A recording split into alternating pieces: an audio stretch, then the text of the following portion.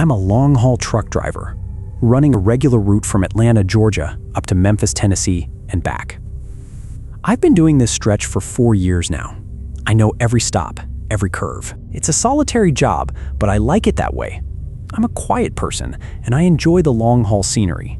Back in March of this year, around 2 a.m., I was on I-24 through Tennessee, about 40 miles outside of Chattanooga. It's a stretch that's pretty empty at night, flanked by rock faces and forests. It's not the prettiest part of the route, but I'm used to it. That's when I saw someone standing on the side of the road. It's not uncommon. Broken down car, lost pedestrian. You always see something on the long haul. I've stopped to help people a few times in 4 years. It's an unwritten rule among truckers, but something felt off. This person, I couldn't tell their gender from a distance, was standing in the lane, not on the shoulder. And they were standing with their back to me, looking into the woods. I flicked my headlights to let them know I was there and slowed down. They didn't react. No turn of the head, no jump to the side, no movement at all to suggest they heard 18 tons of metal approaching from behind. I honked the horn. Nothing. I braked harder. As the truck slowed enough for me to get a clearer look, I saw it was a woman. She was wearing a white t-shirt and jeans, barefoot. Her hair was down, standing in the middle of the highway at 2 a.m., with the temperature at about 46 degrees Fahrenheit, barefoot, staring into the woods. I brought the rig to a complete stop, threw on my hazard lights, and opened the door. "Ma'am," I called out, "are you okay?" She turned her head. Her face was completely blank. No panic, no confusion, no awareness of how bizarre the situation was. She looked at me like I was a tree. "I heard it," she said. "Heard? What?" She turned her head back towards the woods. "It's still making noise." I looked into the woods. It was dead silent. Nothing but darkness and the hum of my idling truck. "You should get in my truck," I said, trying to keep my voice normal. "It's really cold out here. Your feet aren't wearing any shoes." She looked down at her feet like it was new information. "Oh yeah," she said. It took me about 5 minutes to convince her to get into the cab. During that time, 2 other cars passed. Both slowed down, pulled over briefly, then saw I was handling it and kept going. Once she was inside, I cranked up the heat and called 911. She sat quietly, hands folded in her lap, eyes staring straight ahead. "What's your name, ma'am?" I asked while I was on the phone. She told me her name. "I'm not going to put it here for privacy reasons. How did you get here?" "I was driving," she said. "Where's your car?" She looked out the window. "Down at the road for a bit?" "I don't know. The police arrived within 12 minutes. One of the officers recognized her name immediately. She'd been reported missing about 6 hours earlier by her husband. They lived about 35 miles from where I'd stopped. Her car was found later, parked neatly in a rest stop parking lot about 8 miles away. The officer told me pretty quickly that she had a history of a medical condition he didn't specify and thanked me for stopping. Before they put her in the police car, she turned back to look at me. "Did you hear it?" she asked. "Hear what?" "That noise," she said, "from the woods." I looked out the window into the darkness between the trees. The wind was rustling the leaves. "No," I said. "I didn't hear anything." She nodded as if that was the answer she expected. "Good for you," she said. I don't know what that meant. I don't know what she heard or thought she heard. I don't know how she walked 8 miles barefoot in the cold without remembering, or how long she stood in the middle of the highway before I arrived. The only thing I know for sure is that ever since that night, whenever I drive that stretch of I-24 after dark, I slow down a little as I approach that particular spot, and I never roll down the window to listen. Story number 2. This happened last night, and honestly, I'm still a bit shaken by it.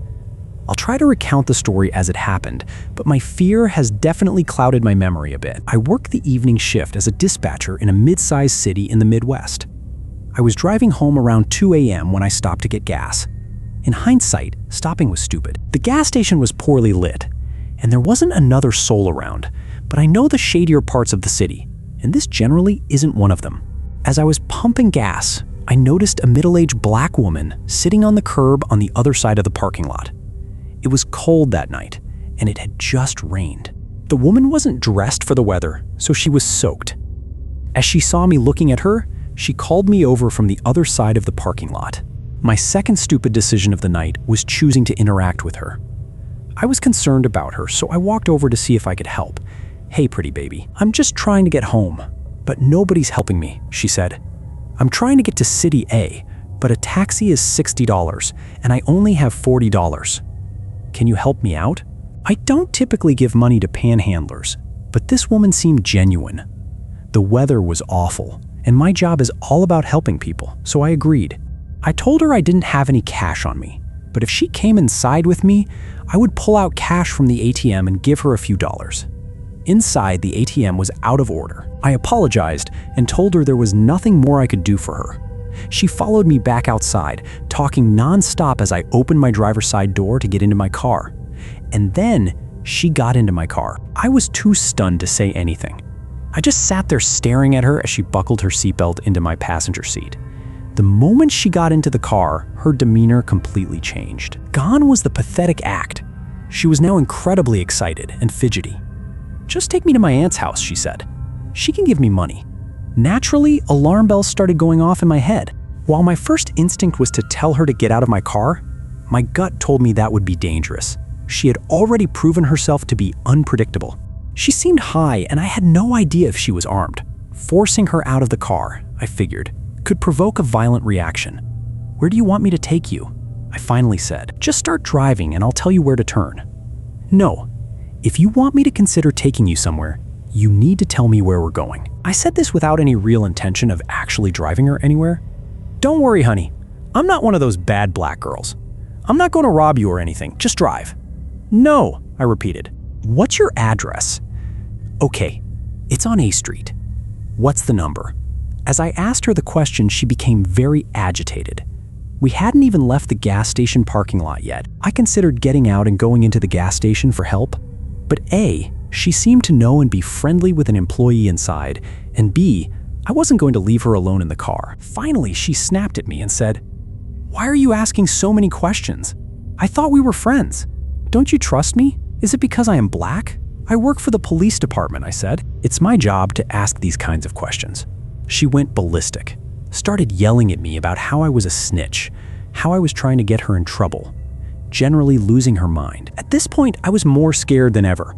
I just wanted her gone, but my gut still told me that asking her to leave the car wouldn't work. So I decided to take a chance. I don't work for the police. I just work at the police department. "Why don't I take you to Walmart to see if they have a working ATM?" My idea was to get her out of the car as peacefully as possible, and then leave her in the store. She liked my idea and immediately calmed down. I knew that driving off with this woman in my car was incredibly risky, but it seemed like my best option at the time. As we were driving, she kept talking to me. Her thoughts were erratic, jumping all over the place. Sometimes she had trouble completing a thought, but this was generally our conversation. "I'm glad we're friends now. There were about 5 or 6 people trying to catch me. Tomorrow I'm going to your job so we can catch them together." "Okay, we can talk about that later." "Tonight you said you were trying to get home." "Yeah, honey. I'm trying to get to City B." "City B? I thought you said you wanted to go to City A." Yeah, City A. That's what I meant. That's why it's $40 for a taxi. It's far. It's $40 for a taxi." "You said you had $40. "I do, honey. I have $40, but it's $60 for a taxi." Silence. "You can't take me to my aunt's house, can you? She lives nearby on B Street." "I thought you said she lived on A Street." "No, honey. I meant B Street, but it doesn't matter because she wouldn't give me money anyway."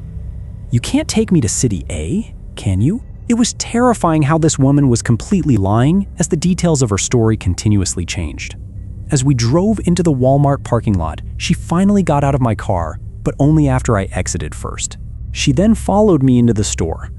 I had told her before we went to find the ATM that I needed to use the restroom. My plan was to call the police from inside the restroom, but she followed me into the restroom as well.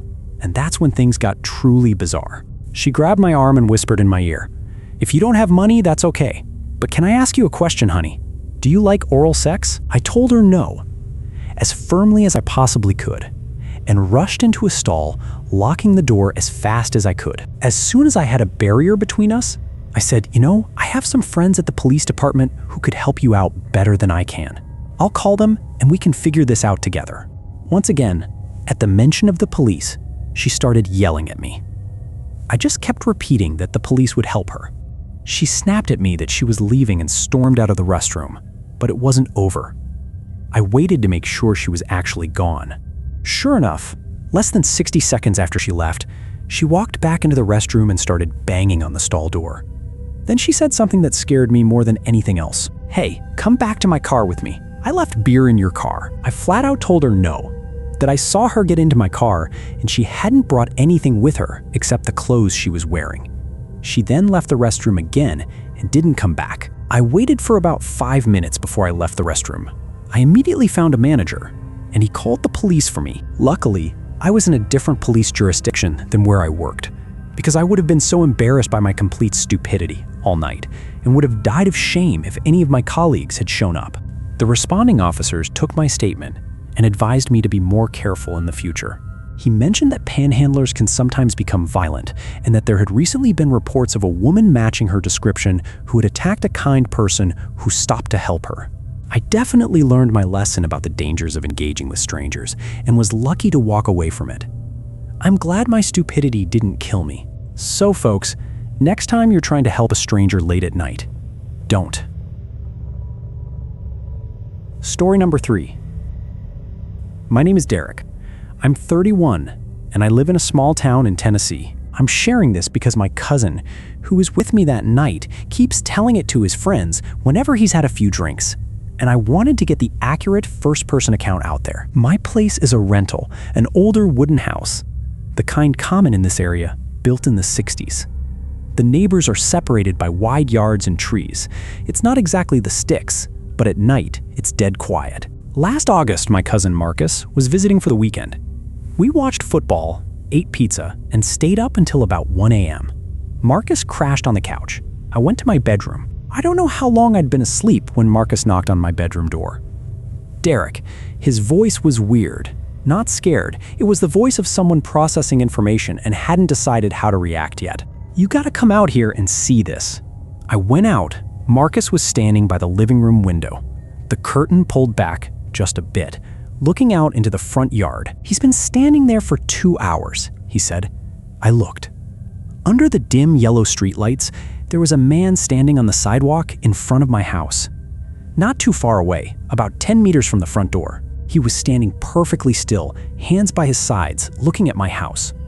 He was wearing a suit, a black suit jacket, white shirt, red tie, at 1:30 a.m., standing perfectly still on the sidewalk, looking at my house. "Do you know him?" Marcus asked. I didn't. We stood there, looking at him for about 2 minutes. He didn't move. No phone checking, no smoking, no looking like he was waiting for someone or going somewhere. Just standing there, looking at my house with an intensity. I couldn't see his face clearly from that distance, but the posture, the way he stood there, had a distinct focus to it. "I'm calling the police," I said. "Wait," Marcus said.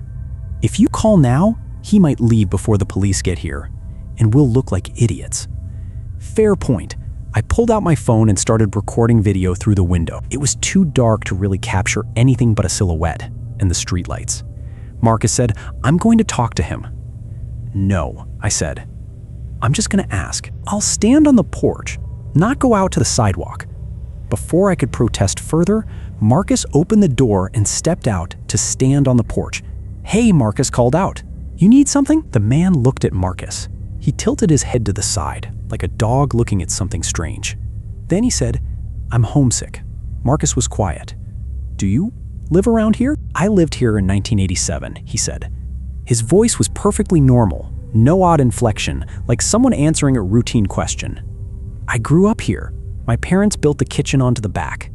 I wanted to see it again. Marcus turned back to look at me through the window. I shrugged. "Do you want to come inside and see it?" Marcus asked, with the energy of someone making a decision I would never approve of. "Marcus?" I started. "Thank you," he said. "It's not necessary. I just wanted to look from the outside. I didn't want to intrude." He stood there for about another minute, looking at the house, not at us. At the house, then he gave a little nod, turned and walked down the street until he disappeared into the darkness. Marcus and I stood in the doorway saying nothing for about 30 seconds. "I think he was telling the truth," Marcus finally said.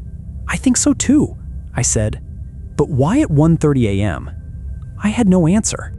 The next day, I asked the landlord about the house's history. The owner, a woman in her 70s who was in Florida, confirmed that the first family who lived in the house moved out in 1991 after living there since it was built. And yes, they had added a kitchen onto the back in the late 80s. I don't know his name. I don't know why he chose 1:30 a.m. to look at his old house. I don't know where he came from or where he went afterwards. But sometimes at night when I'm sitting in the living room, I think about someday standing on the sidewalk in front of an old house at midnight and looking in. Then I think that sounds incredibly lonely, and I don't know which is scarier or sadder.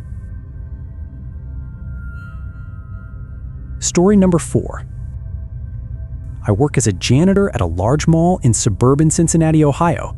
It's not a glamorous job, but I like it because my shift starts at 6 a.m. That means I come in before the mall opens, get most of my cleaning done before the customers flood in. It's quiet.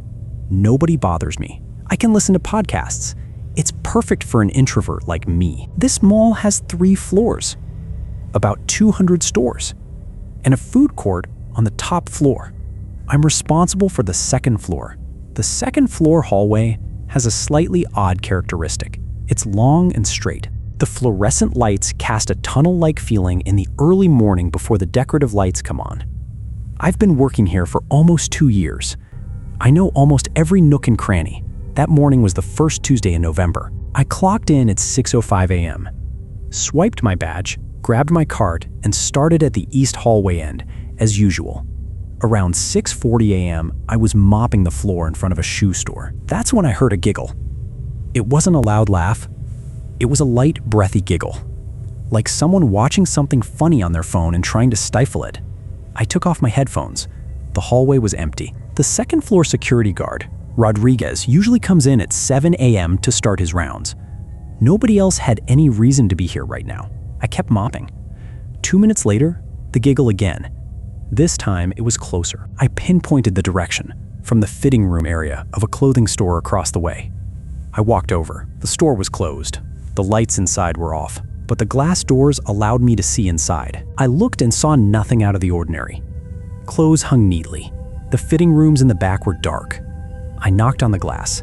"Is anyone in there?"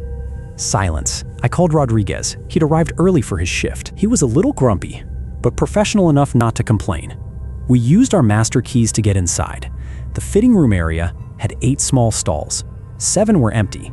The 8th one, the door was slightly ajar. Rodriguez pushed the door open. Inside was a woman, about 50 years old, gray hair, wearing a blue flannel pajama set with little teddy bears printed on it. She was sitting on the small bench in the fitting room with a body pillow in her lap. She was fast asleep. On the floor next to her feet was a small paper bag from a bakery in the 3rd floor food court. It was empty, and a finished cup of coffee. She woke up when we entered. She looked up. She looked at me. She looked at Rodriguez. Then she looked around the fitting room, as if trying to remember where she was. "Oh," she said. Her voice was completely calm. "It's morning?" It turned out she had entered the mall yesterday afternoon, bought a coffee and a pastry on the 3rd floor. Then she came down to the 2nd floor, entered the store before it closed, and hid in a fitting room. She slept there all night. We called the police. It was required by procedure. 2 officers arrived. They asked her a few questions. She answered them all. She was completely lucid. No sign of distress. "Why were you here?" One officer asked. "My mattress is broken," she said. "This bench is more comfortable. I tried 3 different fitting rooms before I found this one." The officers looked at each other, then they looked at me, then they looked back at her. There was nothing to charge her with besides trespassing, and the store didn't want to press charges. One officer gave her a ride home. Before she left, she turned back to look at me. She said, "You mop the floors really clean." I didn't see any dirt. That was the most genuine compliment I'd received in 2 years working there. That giggle I heard? I think she was dreaming something funny. Or maybe she was laughing because she knew she was about to be discovered. I never asked. Story number 5. I'll start by saying I'm a skeptic. I don't believe in gut feelings or intuition or anything like that. I am a software engineer. I believe in data, but that night changed a small part of my mind about listening to my body. I live in a quiet suburban neighborhood in Seattle. It's a townhome, small backyard, polite neighbors. I moved there 2 years ago after my divorce. It's just me and my dog, Biscuit. She's a mixed breed, about 25 pounds. More adorable than scary, but she barks pretty loud. It was a Friday around 10 p.m. I was in my upstairs office working through a particularly frustrating bug. That's when Biscuit started barking. She often barks when a neighbor's pet walks by, or when the wind knocks something over in the yard, or when she hears people walking on the street. Usually I ignore it, but this time after about 10 seconds of barking, she just stopped dead silent. Biscuit doesn't usually stop barking on her own. She typically barks until I tell her to quit it. I looked down. She was standing in my office doorway. Her ears were perked up. She was staring directly at me. No barking, just watching. I went downstairs. Nothing seemed out of the ordinary. The front door was locked. The back door was locked. The backyard light was off. I have a motion sensor light in the backyard, and it was off. I figured she heard something. Then it was gone. I was about to head back upstairs. Then the backyard light came on. I froze. That motion sensor light is sensitive. It picks up even cats walking by. That's not unusual. But Biscuit, she was standing right next to me, started a low growl in her throat. It was a sound I'd never heard her make before. I didn't go outside to check. Instead, I turned on every light in the house. I grabbed my phone, and I called my brother. He lives 20 minutes away. I've got a weird feeling, I told him. Can you come over? My brother is a good guy. He didn't ask many questions. He just said 15 minutes. During those 15 minutes, I sat in the middle of my house with Biscuit. I didn't move. She didn't leave my side. When my brother arrived and we went to check the backyard with flashlights, we found signs someone had climbed over the wooden fence in the back. The soft dirt had shoe prints, and a small piece of blue fabric was caught on a wooden knot on top of the fence. We called the police. They came, they took notes. They said there had been a few break-ins in the area that month, but most were unsuccessful due to dogs or motion sensor lights. I don't know how far that person got or why they left. Maybe the light turning on spooked them. Maybe they heard Biscuit. Maybe there was another reason entirely. What I do know is my adorable 25-pound dog went silent at exactly the right moment to get my attention, and that silence saved a night from becoming something much worse. The next day, I installed 2 extra locks and an outdoor camera, and I fed Biscuit the best steak she'd ever had. Story number 6. I'm a junior in college, attending a school in the suburbs of Portland, Oregon. I work part-time in the evenings at a grocery store. My shift ends at 11 p.m. Most nights, I walk back to my dorm because the school isn't too far away. It's about a 15-minute walk, through a street-lit road, past a small park, and then into the campus grounds. I've walked that route hundreds of times. That night, I just got out of the store when it started to drizzle. I pulled up my hoodie and walked a little faster than usual. The park was deserted. The streetlights reflecting on the wet pavement actually looked quite beautiful. I was listening to a podcast, an episode about Roman history. Nothing out of the ordinary. As I walked past the row of benches in the middle of the park, I saw a man standing under a tree. No umbrella, no phone. Just standing there, looking in my direction. I took out one earbud. I kept walking straight, trying not to show I'd noticed him. I walked about 30 more steps when I heard footsteps behind me. I'm not normally paranoid. I've lived here for 3 years. I know the difference between someone out for a night stroll and someone following me. This was the second type. The footsteps maintained a consistent distance behind me. Not catching up, not falling back, just a steady rhythm. I turned right sooner than usual. I cut through a block of houses instead of cutting straight through the campus quad. The footsteps also turned. I started breathing irregularly. I thought about calling someone, but my phone was in my outer jacket pocket. I didn't want to stop and get it. The houses on either side of the street had all their lights turned off. My dorm was about 5 minutes away. Then I remembered my roommate, Jake. He often goes out to smoke on the front steps around this time. I pulled out my phone. I texted him, Come stand outside the front door right now. Don't ask. Just do it. 3 dots appeared. Then, I texted back. Please. I heard the footsteps behind me, still steady. I counted my steps. 1, 2, 3. As I turned onto the road leading to the dorm and looked up, I saw Jake standing there, arms crossed, with a half-skeptical expression. I almost cried with relief. I walked straight to him, speaking quietly. Don't look back right away. Someone's following me. Jake, thank goodness he's a calm person, nodded. He pretended to pull me into a conversation about something meaningless. A few seconds later, he glanced over my shoulder. He's standing at the end of the street, he said quietly, looking this way. We went inside. Jake locked the door. The next day, I bought pepper spray. I never walked through that park alone at night again. I don't know what that man wanted. Maybe nothing. But I don't regret not staying to find out. Story number 7. I work at the county animal shelter. I've been there for a few years. While you see a lot of bad things that might make you angry, you also get to help a lot of amazing creatures. It's pretty much what I was born to do. The complex is set up like a long strip of administrative buildings. Basically, on this complex, you have everything from doctors to a homeless shelter. Needless to say, the complex has some interesting characters. Nothing major.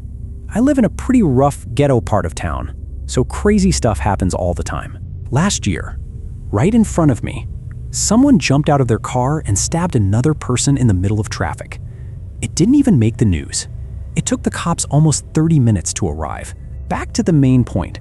My job allows me to bring my dog to work, which is great. She's either by my side or playing with her friends, depending on how active I am that day. She's great with people, but can be a bit intimidating at first. That's completely understandable. She's a 95-pound Doberman, and they have a bit of a bad rap. So a few days ago, I was alone in the front office because my coworker was on break. 2 men walked in. Immediately, I thought, damn, these 2 guys are high as kites. Well, what happens, happens. We are located next to a big university. That is to be expected. Anyway, one of the guys starts asking about volunteering because he needed to complete community service hours for some legal violations he'd committed. And I just directed him to the coordinator in charge of that. He left, and the other guy stayed behind and started making small talk. What's my name? What color is my birthday? He also complimented my tattoos and asked if I got all of them for my birthday. I don't know. This is getting weird. So I stopped asking too many questions. Then all of a sudden he started saying I was attractive and asked my name. I had to give them my first name because it was on my shirt, but I lied about my last name. I should have just told him straight up that I wasn't comfortable giving him my last name, but of course, I have the nice guy syndrome. And honestly, I didn't want to be bothered any further by saying no, which I have done in the past. Then the other man came back and they left, and I went on break. Pretty soon, not even 10 minutes into my break, I got a text from my coworker saying that those 2 guys had returned for me and that I shouldn't return to work. They seemed to have left 20 minutes later, escaped. So fast forward. The workday was pretty much over, just closing the shop. Another coworker that I work with at the front counter came up and saw me rushing to leave. He asked if I wanted him to take my dog out to the yard that we had to do her business. I was grateful and agreed. My coworker also said he would take my dog to my car because she was parked next to his and he didn't mind. He had the night shift to watch the animals, so he had time to relax. He's also my best friend and knows my routine. I said sure, because I have a few binders to take out. And I gave him the keys. He went with my dog and came back with the keys about 15 minutes later. Besides that guy, I was the last one to leave for the night. It was about 8 p.m. then, and it was dark, and our parking lot was so small that employees had to find parking on the street. That's a whole other level of annoyance. Hassle? As I was halfway to my car, maybe a 5-minute walk, I could hear hushed voices and footsteps following me. At first, it didn't raise any alarms. There are multiple buildings and stuff on this street, and some homeless people hang out late at night. But they are pretty harmless, so I just kept walking. Not many steps later, I heard the footsteps behind me speed up and felt a hand on my shoulder. That hand held me back so abruptly that I dropped the binders with loose papers that I had just sorted. I turned around and froze when I saw that it was the 2 guys from earlier. Did you need something?" I asked with a cold feeling washing over me. "I just wanted to know why you lied to my brother here about your name. Are you the kind of stuck-up, arrogant person who thinks they are too good?" "You are?" the guy who wanted to volunteer asked. I stood there with my mouth open like a fly trap. I had no idea how he knew I had lied about my name. The other man answered for me. He said he found me on Facebook by searching my place of employment. I gave the most fluent lie I could and said that I wasn't allowed to give my full name to clients due to county law safety regulations. It was complete nonsense, but they seemed to buy it. While I was saying all of this, I noticed his hand in his pocket, and I subtly noticed that both of them had large, partially concealed pocket knives. I myself carry one to work in case animals get caught in leashes or something, but I'm a 21-year-old girl. I'm 5'2" and 100 pounds. I wouldn't be able to do anything to these guys if things went south. I knew it. So now I wanted to cry while the volunteer was rambling on about how it was good that I wasn't stuck up, because they don't like stuck-up people and think that they should all be taught a lesson on how to behave. I was trying to think of a way to escape. There was nobody around, and I didn't want to risk calling 911 in front of them. I was close to my car, so I didn't want to risk going back to work. The guy who was infatuated with me was looking at me like a Thanksgiving turkey, so I wanted to throw up. Then they started talking to me about a party they were going to, and that I should come because I was a good girl, and good girls go to parties with them. The way the volunteer said it, it sounded like a command rather than a request, and the hair on the back of my neck stood up. I came up with an idea when he was talking and just prayed to the Almighty that it would actually work. I tried to give a casual smile and agreed, saying that I just needed to put a few binders in my car or my boss would kill me. They seemed excited by my agreement and continued to follow me to my car. It was too dark to see inside the windows, and streetlights were a rarity on this side of town. I got to my rear car door and opened it, and I smiled when I saw my dog's head pop up from the back seat out of her nap. Before I could make any sounds, her ears drooped, and she started to growl. I heard, "What the fuck?" from behind me, and that was all it took for my dog to get up and charge at them, trying her best to use her large body to shield me from the door. I grabbed her collar and let her jump out of the car. Let me tell you, she was going nuts. Drool was flying everywhere, and she was biting, barking, and growling terrifyingly.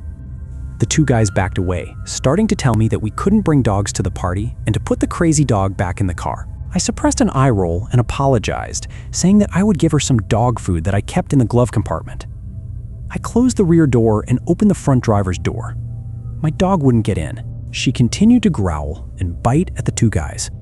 So I held onto her collar and got into the driver's seat, then called her in. Luckily, she reluctantly followed. I closed the door as soon as she sat in the passenger seat, hit the lock button, and started the car. As soon as I did, they knew I wasn't coming to any party with those idiots and started banging on my window. My dog went berserk and jumped in the back, started slamming against the windows and barking her head off while I sped away. I honestly didn't care if I hit one of them or not. Once I was a ways down the road, I saw them in my rearview mirror staring at my car. I went the opposite direction of how I normally get home to feel better, even though I had an hour's drive home. As soon as I got home, I deactivated my Facebook. The next day, I told my boss over the phone, and they are in the process of transferring me to one of our 2 other shelters in the county. So if those 2 scary drug-addled guys are listening, I just want to let you know that my dog accompanies me everywhere, and I'm pretty sure she'd love a second chance with you. Story number 8. This happened in early July, and I'm still a little shaken by it to this day. I'm a service member, and I live in barracks on base because I'm not married and can't really afford to rent my own place. For security reasons, I won't be naming the base or its location. The area is usually pretty quiet, aside from the usual weekend parties, so this event was quite a surprise to me. Additionally, I work a 4-day night shift from 2 p.m. to midnight, so the area is even quieter most days when I get back to my room.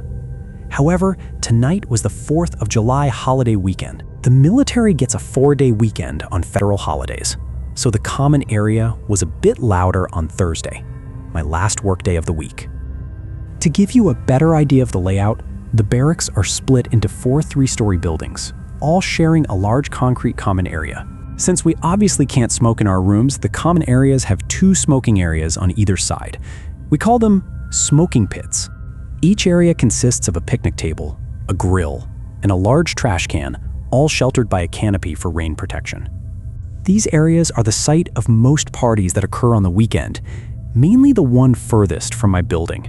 I got off work early, so it was around 10 p.m. when I returned to my barracks and headed to my room. As usual on nights without subsequent workdays, there was a party at the smoking pit furthest from my building where most people were outside.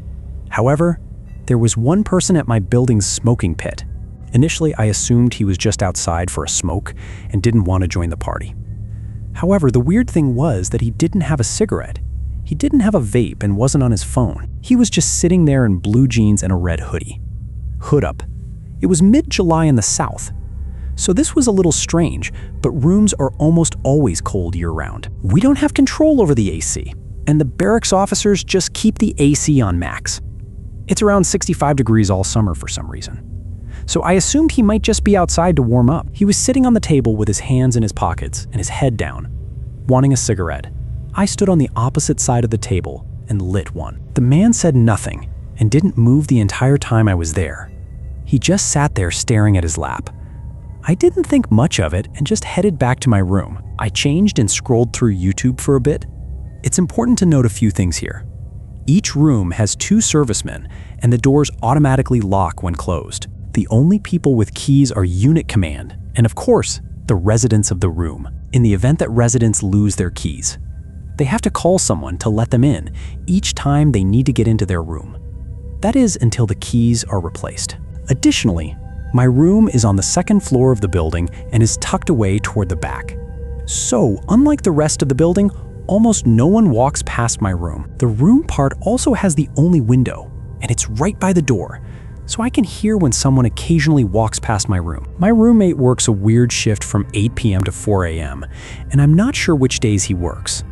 Lastly, the room is very dark, and I can't tell if my roommate is in the room when I enter. So I softly close the door by holding the doorknob as it closes. He wasn't home at the time. Around 2 a.m., I lay down to go to sleep. However, before I could drift off, I could hear rustling outside. I glanced out the window and could see a clearly drunk girl stumbling to her room. I know she lives in the room next to mine, so I didn't see the need to help her because she was right there. But I listened for a bit until I heard her get into her room. About 10 minutes later, I heard someone walking toward my door and then stop. I thought it was my roommate coming home, but I didn't hear the distinct sound of someone unlocking the door. A long time passed with silence. Then I heard my room door slowly creak open. Immediately, I sat up and looked toward the foot of my bed, where the door was. There was no sound of a doorknob turning or the jingle of a lock. The door was just slowly pushed open, as if someone was trying to enter very quietly, which is not like my roommate. As the door swung fully open, a non-uniformed person entered. At first, I didn't recognize who it was until I saw the red hoodie. I gasped and yelled, "Get out of here!" The man startled and bolted out of the room. I jumped out of bed and ran to the door. But by the time I got there, the guy had jumped over the railing down into the bushes below and was running through the common area. Immediately, I called the MPs, and they arrived within a few minutes. A few of them searched the area while the others went around checking rooms. The room of the girl next to mine was also not locked. They eventually found the guy in a storage room of another barracks building. I didn't know the full story until a few weeks later. Turns out, the guy wasn't military, but the ex-boyfriend of the girl who lived next door to me.